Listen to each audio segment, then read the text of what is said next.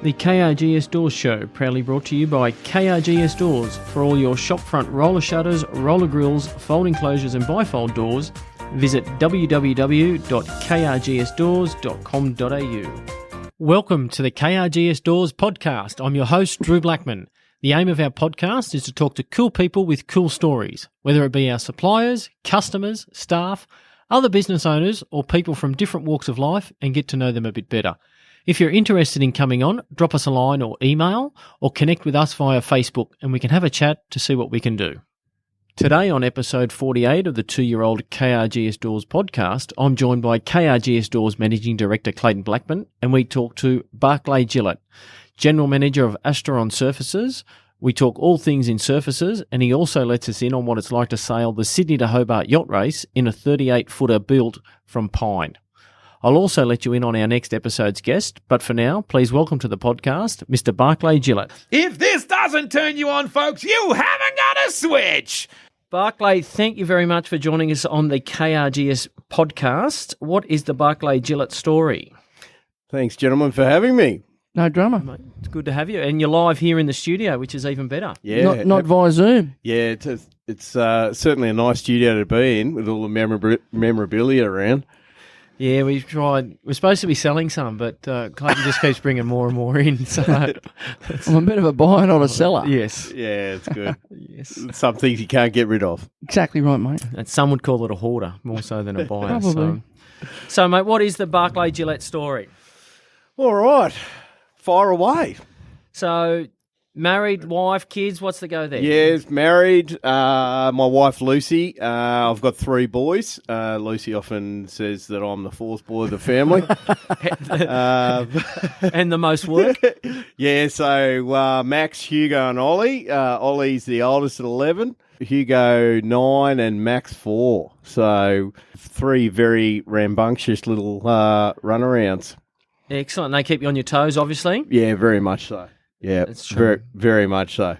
And Lucy's an AMBO. Lucy's intensive care paramedic in the Southern Highlands. So Great spot, mate, eh? yeah, absolutely. So yeah, we're often ships in the night with her way that she works and the way that I work. She doesn't ask too many questions about what I do, and vice versa. So. But sometimes I do get the gory bits right in the middle of dinner.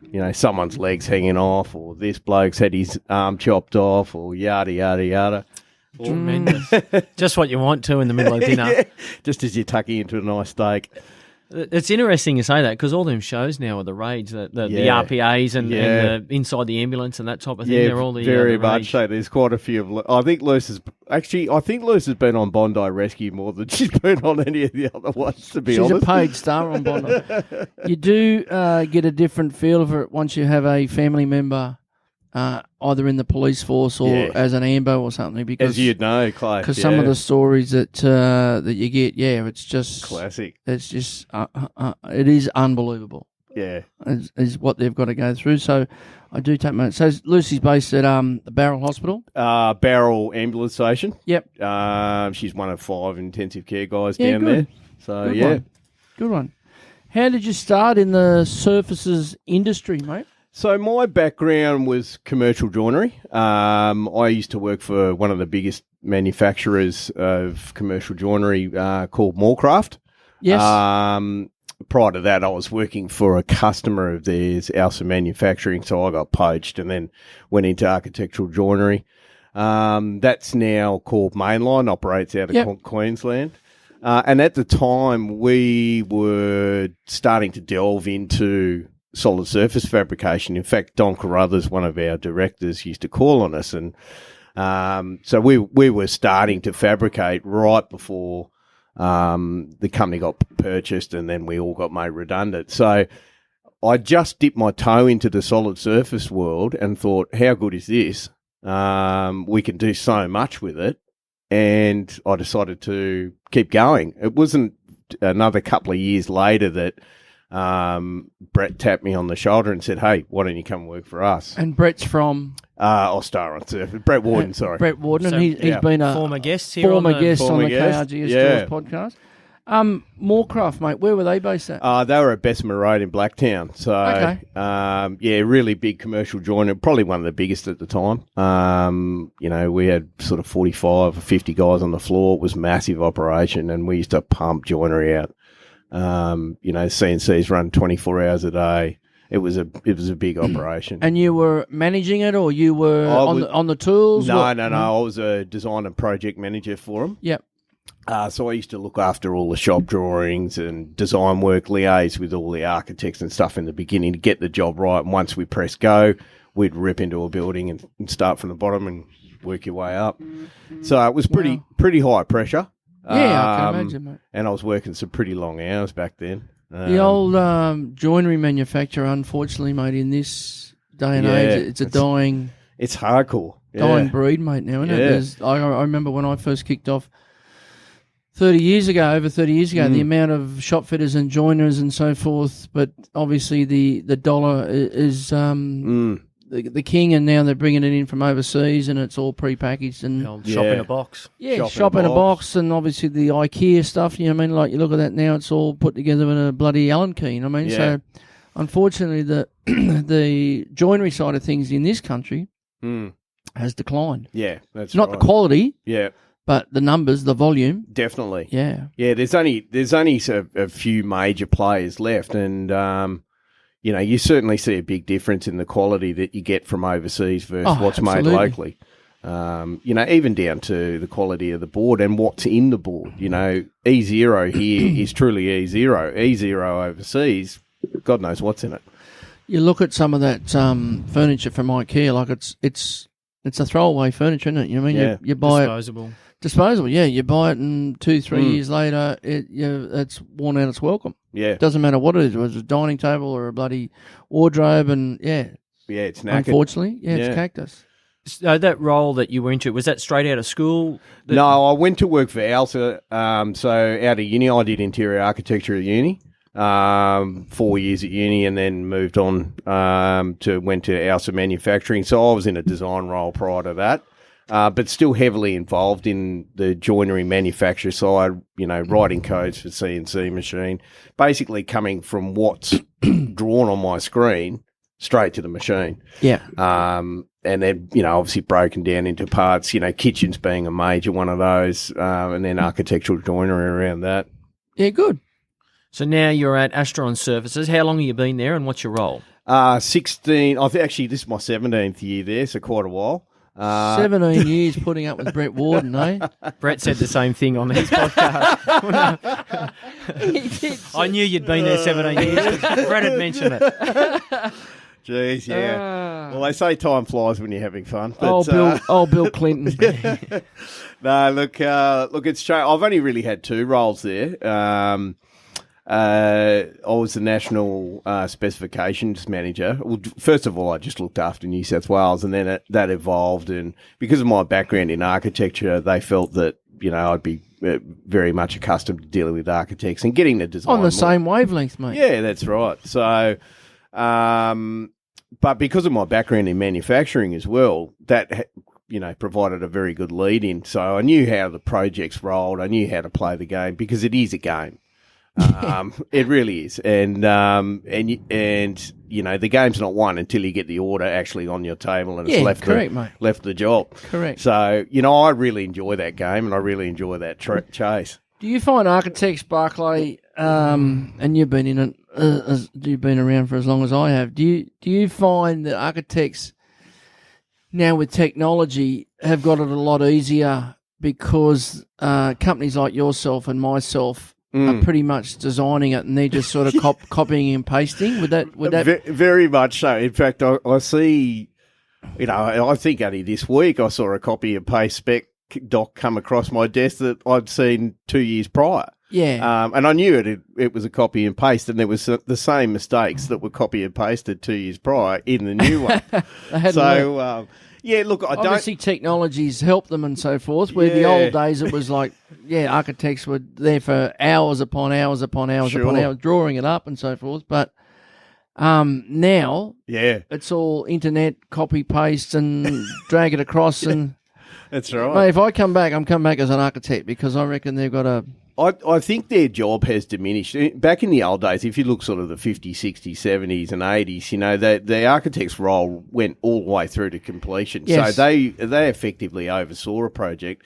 Now they don't really have much involvement once that job leaves the drawing board. And Well, some of the drawings come across and you go and go, how the fuck's that going to work? No. Like you just can't. nah, Isn't it's it? rubbish. All right? Yeah, absolutely. You go, how do you think So, this is going to work? it's almost like they only get paid for part A, so they only do part Part A. And that's it. Part B and C Yeah. and D Yeah. gets completely Yeah. forgotten. Love all the architects, by the way, all the ones out there listening. Yeah. Anyone that wants to come on, architect, Come on over, chat. we might get Mr. Brady on. He was an architect from the Brady bunch. He was. Yeah. He was. And 6 kids that he had to support, so he must have got paid all right. Yeah, that's right. We may be getting Martin Kelly architects on. Oh, too soon. Too soon. Yeah, okay, moving on. So 16 years and then previous before that in the surfaces industry. Yep. What are some of the changes you've seen in that time?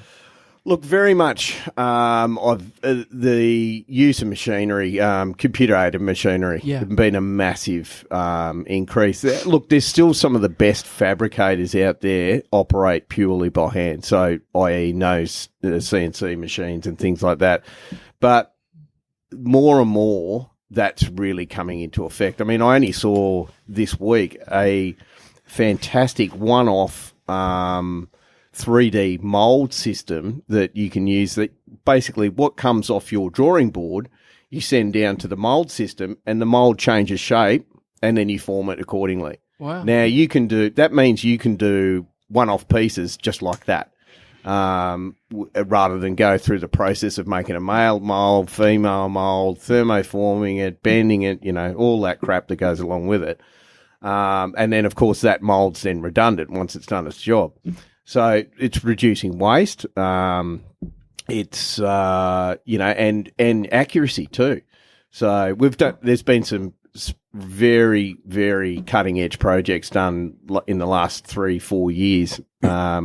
One particularly wasn't our product, but, you know, I took notice, and that was the Microsoft head office in, I think it's North Sydney. The staircase in that, which is made out of solid surface, is just gobsmacking. And to make that work, it goes all the way up through the centre of the building. But to make that work from a fabrication perspective was just unreal. And so to be able to do that level of work, I mean, that's solid surface used to be traditionally a benchtop. Yeah. But I would say probably 80% of our work is not benchtops. It's wall cladding, it's columns, it's all sorts of things, even facades of buildings. Well, Brett mentioned there, and there's some photos on your website too. There, I think it's in Brisbane. There's a car park. Adelaide. Adelaide, is it? Yeah. That you've done. I went past it the other day. Yeah, all them- Rundle Plaza. Yeah, Now that was a pretty that was one of my little pet projects, and that was pretty groundbreaking. You know, you can imagine you've got these 6 metre by 6 metre panels that are hung up on the side of a building, and you just had one fabrication shop just churning these out every night, and every night they went down for the guys that did the install, and huge big glass suckers, and they lifted them up and hung them on the side of the building. But they weren't just flat panels. They had a return on, they were 200 mil thick. They were pretty impressive. Yeah, when the finished product looks tremendous. As you said, it's not just a bench top anymore. No. It's a whole range of things. With your solid surfaces stuff, Bucks, are you doing much domestic? Yeah, we are, and look, that's coming back with all these issues relating to silica. One of the good things about good quality solid surface is there's no silica in it. Yeah. So you don't have those issues. So they're doing away from stone bench tops, going to your stuff with the solid surfaces. Natural stone's always going to be there. Sure. You know, everyone loves natural stone, and it's always going to be there. But engineered stone, it's killing people out there, the fabrication of it. So I think, the public are more educated. They're saying, well, I don't want the new asbestos in my house. Therefore, what other alternatives are there out in the market? And, of course, solid surface has been around for a long time. DuPont invented it. It's been it's easy to work with. It's easy to cut. It's light. Yeah.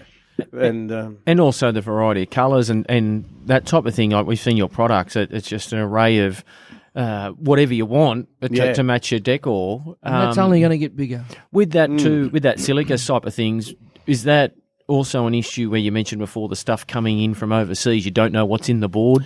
Well, some of the Chinese solid surface manufacturers, this happened actually with panels that John Holland was working on the Fiona Stanley Hospital. They sent some aluminium composite panel for fire testing. Now, they performed fantastically during the fire test, but they were full of asbestos. And so no wonder they were full of, they performed very well. So you just don't know. Especially the Chinese factories, you can say, well, I only want this in my solid surface. But the minute you turn your back and walk out, God knows what's in it. It's a bit like aluminium, with you know what I mean. You got to be careful where it's coming from. You know what I mean. On the recycling side of things, you don't know what's going into it. You know what I mean. Absolutely. Yeah.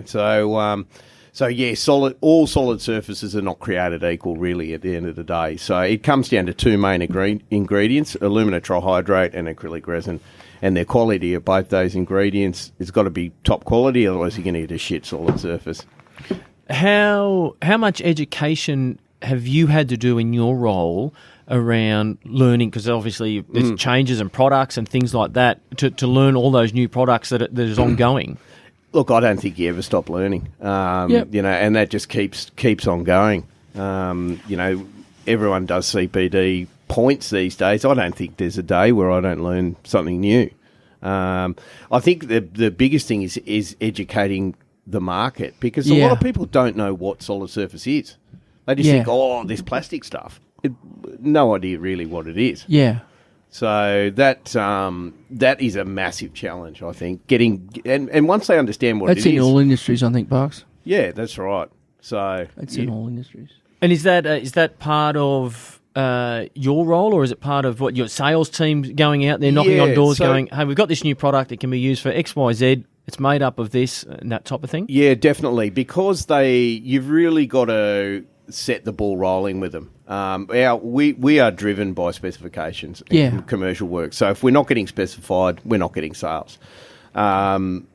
So it's our job out there to be actively getting specifications across the line, and part of that is educating the market. So you're regularly dealing. You and your sales team are regularly dealing with architects. 100%. Yeah. And say, hey, 100%. This is the product. This is the ideal.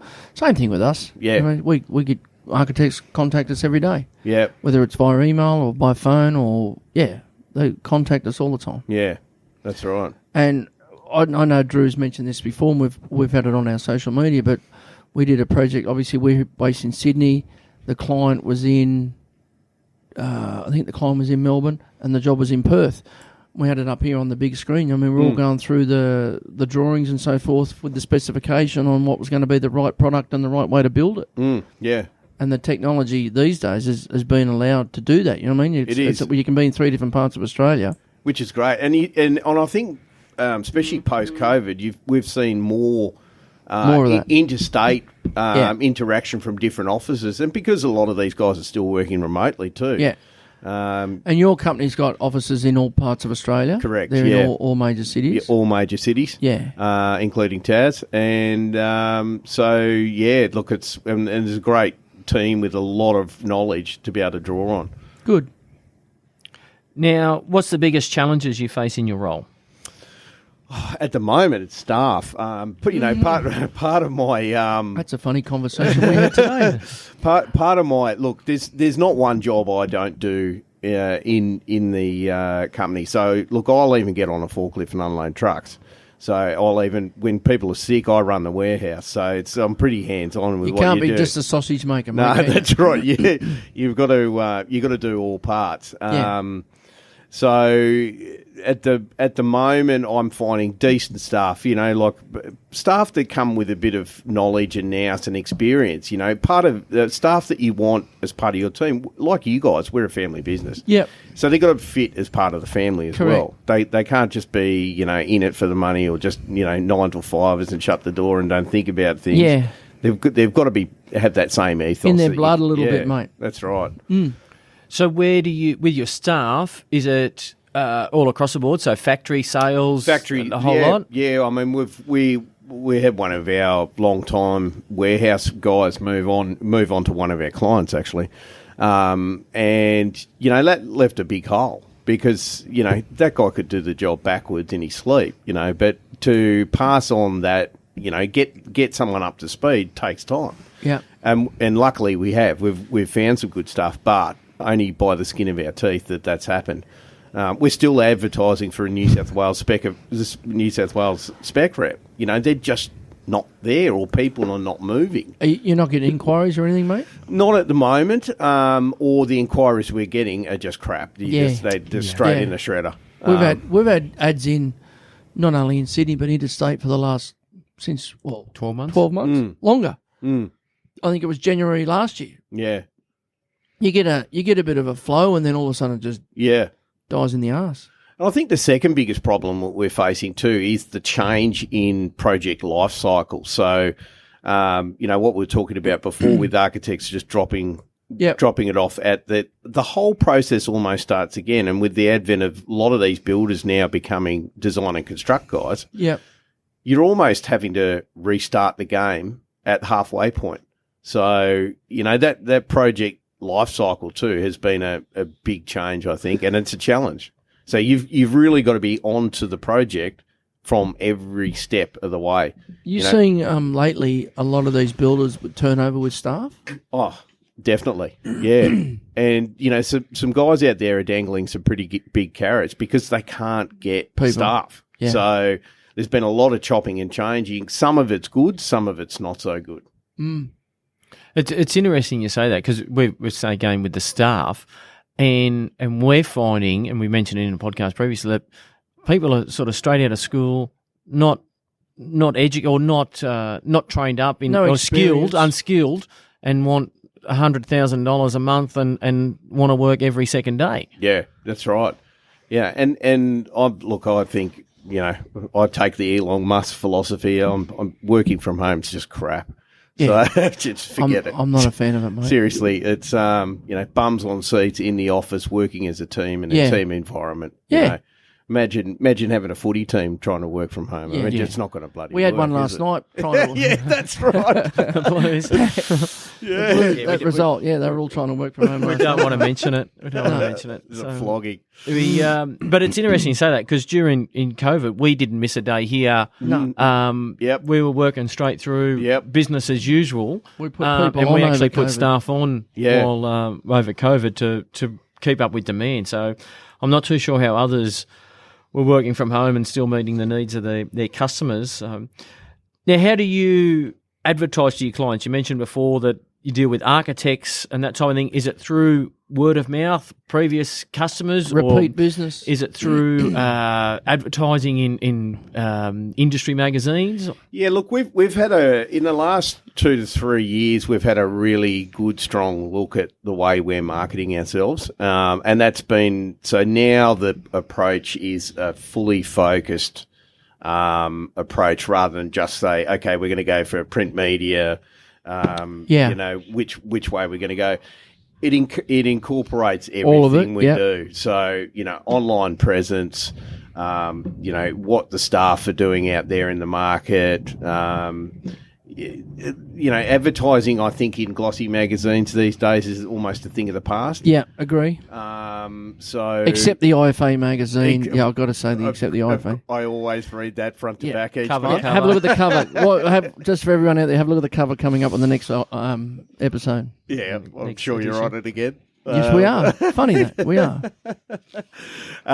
So look, it's very much a whole. We have to look at it as a whole ethos. Otherwise, if you just pick one thing out of the mix, it doesn't work. So you've got to have social media. You've got to have good website. You've got to have direct email marketing. Yeah, and some of that marketing stuff, Barks, and Drew probably says the same. Unless you go in and actually try it, you don't actually. You don't know how you're going to go. I mean, you might go in for 12, 18 months, 2 years type thing, and then, okay, well, that's not really working for us. We're not actually getting any work out of that. Let's go somewhere else. Let's do something some of that, and it's like everything, technology changes. This year it's Facebook marketing, and then next year it's TikTok like type of thing. That's just two examples. But then it's swings and roundabouts as well. That you go back to email marketing because email marketing works and things like that as well. I think it's always making sure you're flying the flag, though, to be in the mind of your customers as well when they need it. You mentioned there IFA, which is Interior Fit Out Association.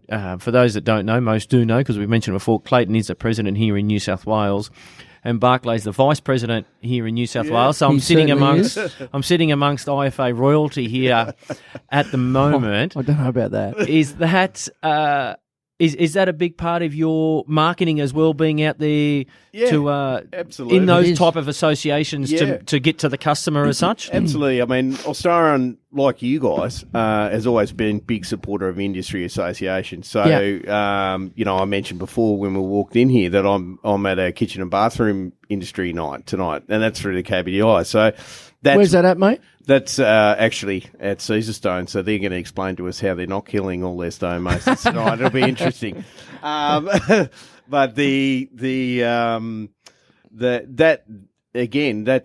like the kitchen side of IFA for us. So we've got to hedge our bets across the whole lot. So it's not just shop fitters that are using us; it's kitchen guys, it's joiners, the whole box and dice. So very much so, we're big supporters because at the end of the day, if we're not supporting the industry that supports us, we're not going to be here. Yeah. Well, it's the networking that I find, mate, with IFA. You know what I mean? Definitely. That's the thing. That's if you put as much into it as you like, you're going to get back. And obviously, the main man that you've got there, Mr. Warden, he puts a lot of time and effort, not only into IFA, but the kitchen and bathroom industry. They do it. Yeah, he does it very well. He's tripping around all the time. All the time. Yeah. Belinda's always trying to push him out the door. Yeah, that's right. There's method in her madness. I can see why. So if you have, she's a smart lady. If you do want to know more about Brett or Austaron Surfaces, episode 24 will give you an insight into. Was it that long ago? It was that long ago. The mayor of Brisbane. So he thinks he is anyway. Yeah, well, exactly. Unofficial. Yeah. He tells you that. Now, you've been in Austaron Surfaces for 16 years, you mentioned. Yep. What do you attribute your success to? Look, I think hard work and good work ethic. I start early every morning. I work hard. I'm the first there and last to leave every day. I don't think you're getting anywhere without hard work. It's like a bank account, mate. Yeah. You got to put in. Otherwise, you don't get out. You got to put in before you take out. That's right. And that's with anything, whether it's bloody football or anything that you do in life. You got to put in, and then it repays. It might take a while before you get something back in return, but it does. Yeah, absolutely. And I think I'm one of these people that like to lead by example. I'm not a do as I say, I'm a do as I do person. Yep.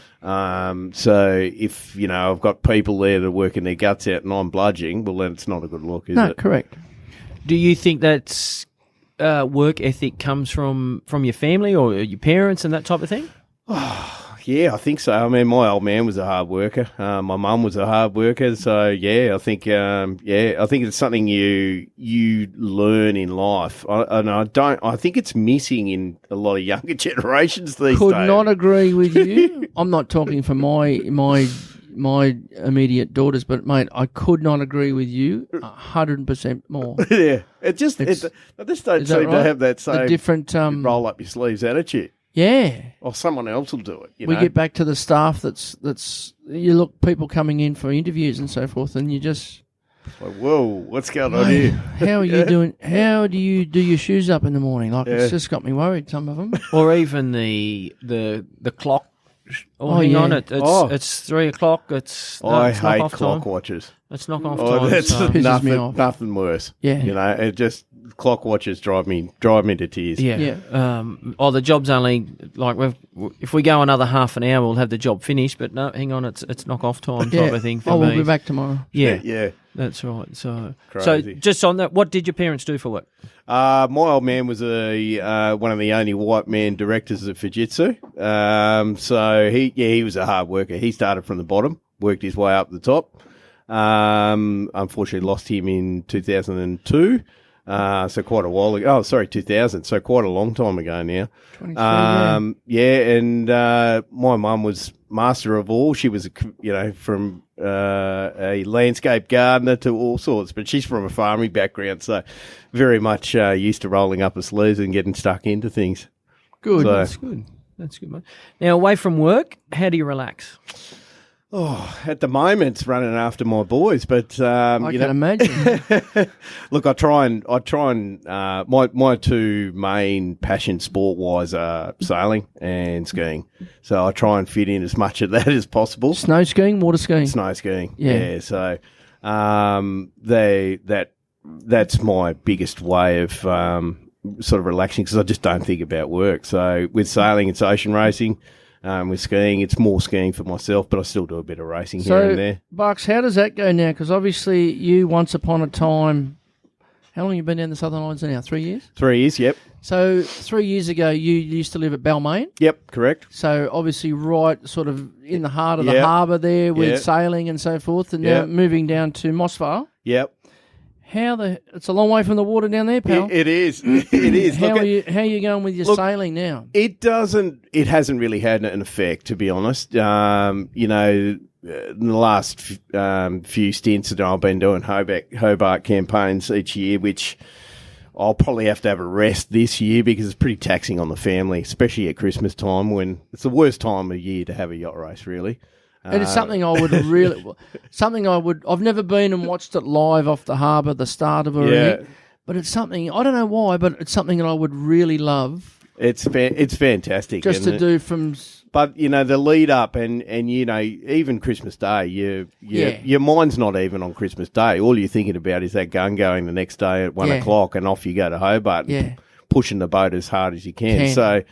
you're really, in the 6 months prior to each Hobart, you're really not there. How many Sydney To Hobarts have you done, Barclay? Quite a few, mate. Quite a few. So, and does it get easier or get harder? I don't think it gets any easier on the family. In fact, I think it gets harder. Yeah.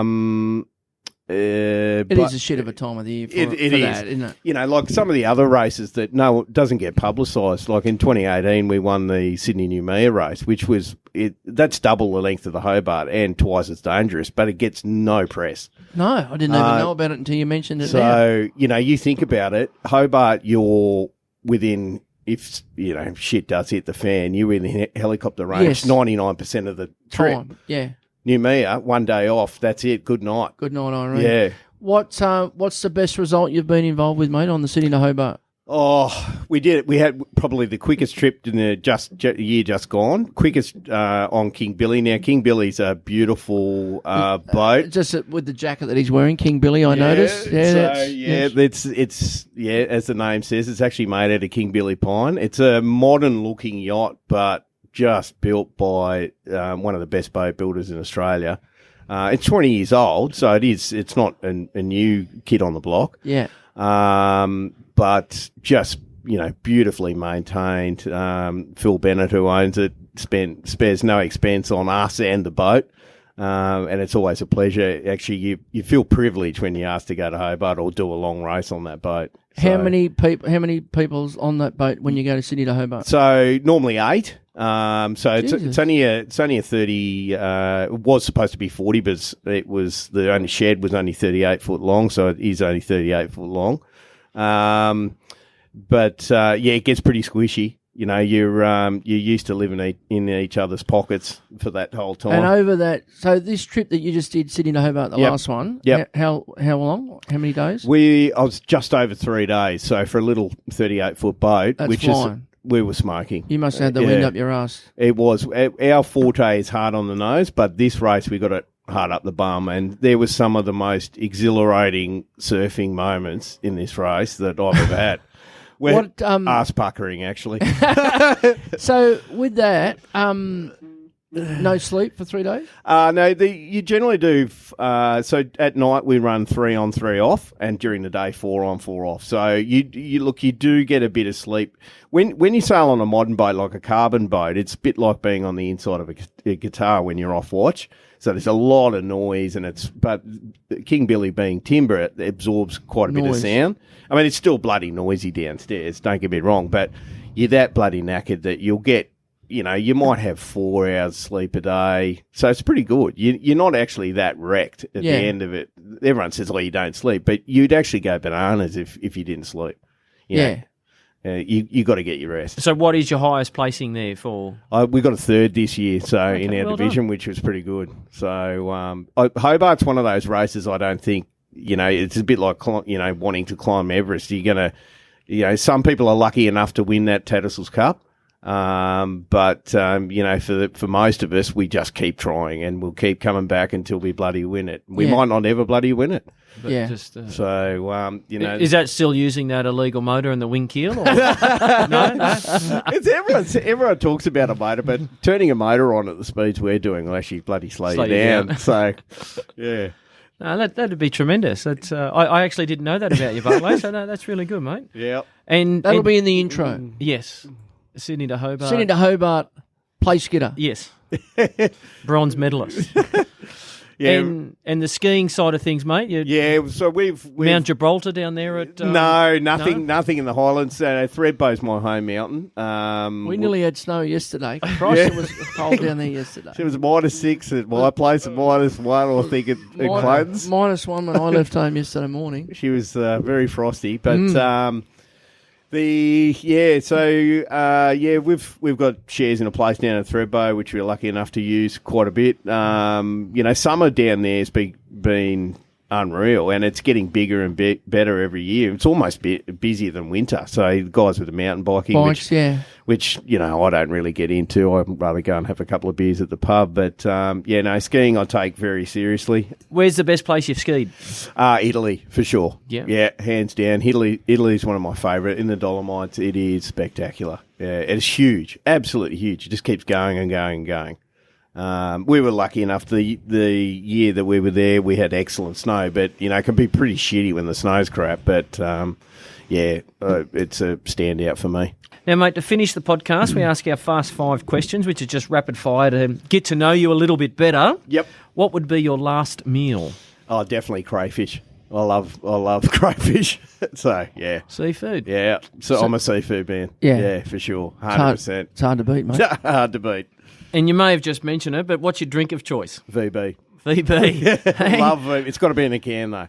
In a can? Yeah, love in a a VB. can. I don't think we've got anything in there in the fridge. There's no cans there in the fridge. 2, there's no VB. No. You might have to fix that up We'll for have next to time. fix it up for mate, the second episode. We'll have to get a crayfish platter. Is that why when you called in the other day you didn't have a drink because we didn't have VB in a can? No, he was driving, he said. He was driving. We've got to remember that next time when he's VB, right? He had a KRGS creaming soda. So. It was That's lovely. right. I must say it was very good. It was like angels pissing on your tonsils. Yes. Mate, who is your favourite superhero and why? Ooh, that's a tough one. I'm going to probably say Batman because he's just mysterious. Fair call. Okay, on that, in the movies, who's your favourite Batman? Like, who's been your favourite character that's played Batman? Oh, got to be one of the old ones, I think. I don't think the new guys cut the mustard. It's a bit like the James Bond films, really. Sean Connery was outstanding in the old ones. Roger Moore. Roger Moore, yeah. So, what is your favourite movie quote? You should have bought a gun instead of a beer, mate, from Crocodile Dundee. There's a few in that too. That's a bit like the castle, which has got a million of them, but that's not a knife. This is a knife, that type of thing. He's just that Aussie. I don't need a gun. I've got a donk. Yeah, exactly. Yeah. That's not a knife. That still gets used on a daily basis. It does, doesn't it? It's not a knife. And finally, if heaven does exist, what would God say when you arrive at the KRGS Pearly Roller Shutter? Oh, roller shutter. Very good. He's done a bit of reno up there, mate. He's put in a roller shutter, taken out the gates. A bit more security needed. You better go back. He can't kill weeds. There you go. Barclay, it's been an absolute privilege, mate, for you to come on and have a chat to us. Tell us about your story in life and business and how you relax. It's been interesting. Well, I learned something. I'd known Barclay for a few years now, and I never knew you were at the in the Sydney Hobart. There you go. A few stories to tell there, mate. Thanks for coming on. Thanks, mate. It's thanks, boys. Been great to have a chat and keep up the good work. Thanks, gentlemen. Much appreciated. Thanks, Barclay. Appreciate it, mate. Cheers. All the best. That brings the door down on the 48th episode in our chat with Barclay Gillett. I've known Barclay for quite some time and just learnt his love of sailing and all about his Sydney to Hobart adventures. If you want to know more about Austaron Surfaces, visit www.austaronsurfaces.com. If you have missed any previous episodes of the KRGS Doors podcast, you can download them from our website, www.krgsdoors.com.au/podcast, or on your favourite podcast player, search KRGS Doors. Don't forget to hit the subscribe button to ensure you don't miss any future episodes. This also boosts our ranking and my ego. The other thing I suggest, if you have enjoyed the podcast, visit your favourite podcast player and leave a review or a rating. Keep your ears peeled for our upcoming next episode where we speak to Darcy McDonald, former rugby league cheerleader turned journalist. I've been your host, Drew Blackman, and you've been fantastic for tuning in today. As always, you could be anywhere in the world, but you're here with us. Thanks. Till next time. The KRGS Doors Show, proudly brought to you by KRGS Doors. For all your shopfront roller shutters, roller grills, fold enclosures and bifold doors, visit www.krgsdoors.com.au.